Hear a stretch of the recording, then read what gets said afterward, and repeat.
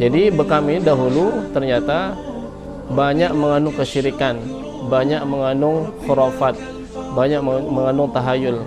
Ya, bekamnya dengan bantuan jin dan sebagainya. Dan sehingga hal-hal inilah yang dimusnahkan atau yang dihilangkan oleh Rasulullah SAW.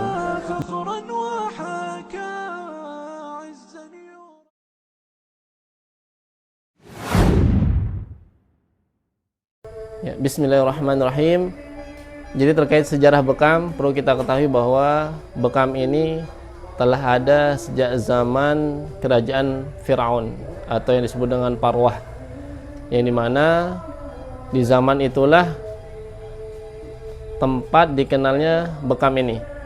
Ditunjukkan dari apa? Ditunjukkan dengan banyaknya relief-relief atau patung-patung yang menggambarkan orang yang saat itu pada zaman itu berbekam. Nah, itu para peneliti meneliti ternyata disitulah zaman itulah tempat bekam telah ada. Nah, namun saat ini kita mengenal bekam ini made in Rasulullah SAW. Ya. Nah, jadi bekam ini dahulu ternyata banyak mengandung kesyirikan, banyak mengandung khurafat, banyak mengandung tahayul. Ya, bekamnya dengan bantuan jin dan sebagainya. Nah, sehingga hal-hal inilah yang dimusnahkan atau yang dihilangkan oleh Rasulullah SAW, dan diambillah bekam ini sebagai pengobatan terbaik, sebagaimana dalil yang disampaikan adalah khairu ma tadawaitum bil hijamah, sebaik-baik pengobatan adalah yang kalian lakukan adalah dengan berbekam.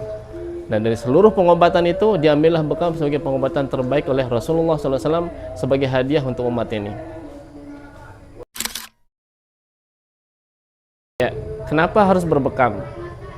Pertama, karena adalah sunnah Rasulullah SAW. Kita sebagai umat Islam harus berpegang teguh kepada sunnah Rasulullah SAW. Kenapa?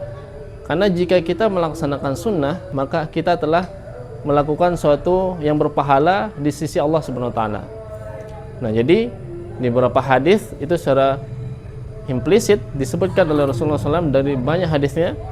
Ya, dari sekian banyak pengobatan yang disebutkan dalam Islam, baik itu dia herbal, ya, dari tumbuh-tumbuhan atau dari praktik-praktik yang lain, maka bekam inilah yang disebutkan secara lengkap, baik dari tanggalnya, baik dari harinya, baik dari khasiatnya dan titik-titiknya itu disebutkan secara lengkap.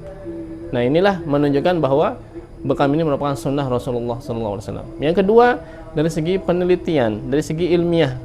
Secara ilmiah, bekam ini ternyata bisa mengobati beberapa penyakit kronik. Nah, dilihat dari apa? Dari jurnal-jurnal para peneliti di Timur Tengah, baik Eropa maupun Timur Tengah. Lalu dari beberapa buku-buku yang telah hadir yang saat ini, yang itu merupakan penelitian-penelitian para ahli, baik dia dokter maupun praktisi daripada bekam. Nah, sehingga apa? Menambah keyakinan kita, selain daripada dia sunnah Rasulullah SAW, dia juga alhamdulillah menjadi hadiah buat umat ini. Dia juga bisa membantu kita dalam kesembuhan penyakit-penyakit yang kita derita. Contoh misalnya seperti hipertensi atau tekanan darah tinggi, itu bisa disembuhkan dengan bekam, itu bisa diikhtiarkan dengan bekam. Ya, dengan penyakit stroke misalnya, itu secara penelitian ternyata bisa disembuhkan dengan bekam. Ya, nah maka untuk itulah maka kita penting untuk bisa belajar bekam, dan kita bisa juga meminta kepada keluarga kita untuk berbekam jika terkena penyakit tersebut. Kita ketahui bekam ini adalah dia bersifat preventif atau pencegahan, dan bekam ini juga bisa termasuk ke dalam kuratif. Dua konsep itu ternyata bekam ini memilikinya. Dalam hadis Rasulullah SAW disampaikan bahwa likulin da'in dawa, setiap penyakit itu pasti ada obatnya. Ya, jadi apapun penyakitnya ada di dunia ini yang Allah telah hadirkan di atas muka bumi ini, ya, Allah hadirkan juga obatnya. Nah, kembali kepada bekam, maka kita harus bijaksana menyikapi daripada bekam ini. Jadi bekam ini, ya, bukan pengobatan yang bisa menyembuhkan semua penyakit. Nah, itu perlu kita catat. Ya, walaupun dalam hadis Rasulullah SAW disebutkan sebaik-baik pengobatan yang kalian lakukan adalah bekam, dengan cara berbekam.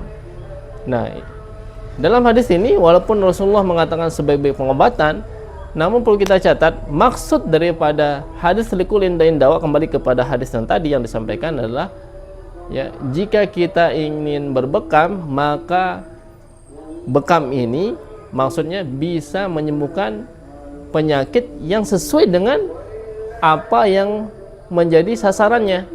Nah, yang menjadi sasarannya, tidak semua penyakit, ya, tidak semua penyakit.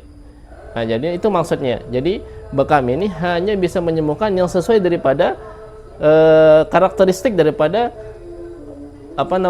yang ingin disembuhkan saja. Ya, tidak semua penyakit itu bisa disembuhkan dengan bekam. Jadi perlu itu kita pahami bersama. Nah, sehingga kita tidak mengeneralisir bahwa bekam ini sebagai pengobatan yang terbaik dan bisa menyembuhkan semua penyakit, bukan. Tetapi bekam ini adalah pengobatan yang terbaik yang bisa menyembuhkan penyakit yang sesuai dengan karakteristik daripada bekam itu sendiri. Ya, terima kasih.